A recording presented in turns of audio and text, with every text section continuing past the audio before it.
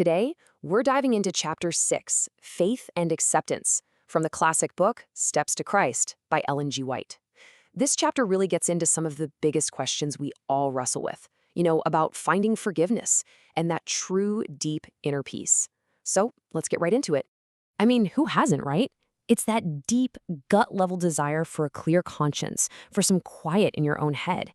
It's a feeling everyone understands, and according to this chapter, it's the exact need that we're going to talk about. So the chapter kicks things off by getting right to the heart of the problem. It describes that feeling of just being weighed down, a feeling cut off from God, like you're trapped by your own mistakes and you just can't get free. And, this inner struggle isn't just one simple thing. It's like a whole cascade of feelings. The book describes this state where the harder you try to fix everything yourself, the more you realize you just can't. It's a really powerful and, honestly, a super relatable picture of what guilt feels like. Okay, so if we can't fix ourselves, then what's the answer? This is where the chapter makes this huge shift, moving from the problem to a pretty radical solution. It frames peace and forgiveness not as something you achieve, but as a gift that's just freely offered. It even pulls this incredible line from the prophet Isaiah to make the point that this is not a transaction. You can't earn it by being good enough, you can't buy it, you can't even outsmart your way to it. It's just there for you to receive. This comparison chart just lays it all out so clearly. On one side, you've got our human limits. We literally can't erase our past or purify our own hearts. But on the other side, you have these huge divine promises. The contrast couldn't be more stark. It's a complete flip from trying harder on your own to relying on God's power. Now, this is a big one. It's a question where a lot of people get stuck. Is there a line? Is there some mistake that's so big it's just beyond forgiveness? Well, the source material shares this unbelievable story to show just how far that forgiveness can go. So this story is about a man who was just crushed by this immense burden of guilt. He was attending some Bible meetings, but he felt there was no way he could get baptized because of this one thing he had done.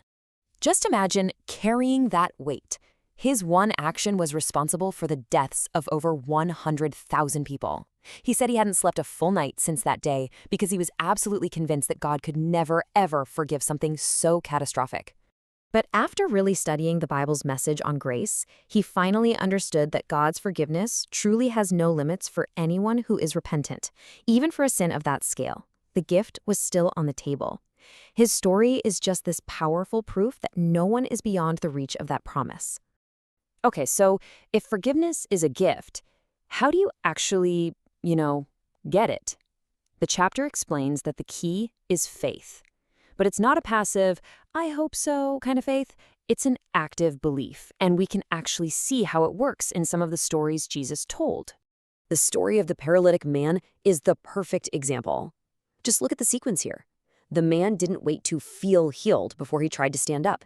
He heard the command, he believed it was for him, and he acted on that belief. The power to walk actually came as he was making the effort. It's a huge lesson in acting on the promise.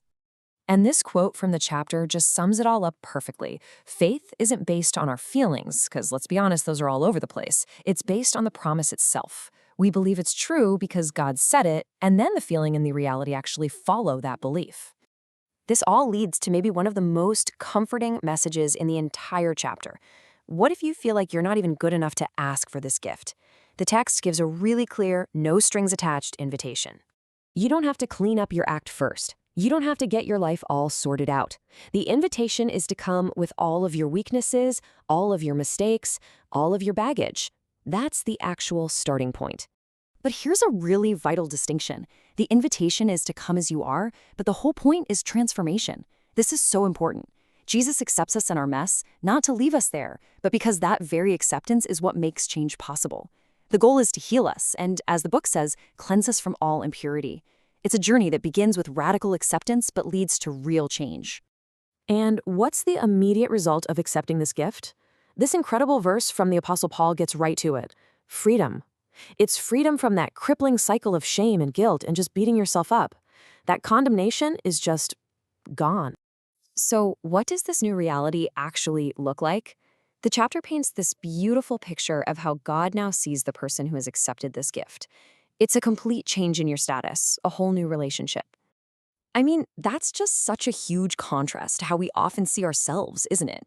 The source really emphasizes that God's view isn't one of judgment or disappointment. It's mercy, it's love, it's this deep, tender compassion. And here's a really fascinating little detail from the text that you could easily miss. The book actually says that this divine help, the strength and grace we need to live differently, is actively brought to us by ministering angels. It just adds this whole other layer of supernatural support to the journey. And when it comes down to it, the entire foundation for this chapter is a love that's described as eternal and unconditional. This promise from Jeremiah is used to show that this isn't some temporary feeling on God's part. It's a deep, everlasting commitment to draw us back to Him. And that brings us to the end of this breakdown. The chapter lays out all these powerful promises: forgiveness, a new heart, a life free from condemnation. And it argues they become real not because we feel them, but because we choose to believe them. So the question it really leaves us with is a personal one. Which of these promises will you choose to take God at His word for today?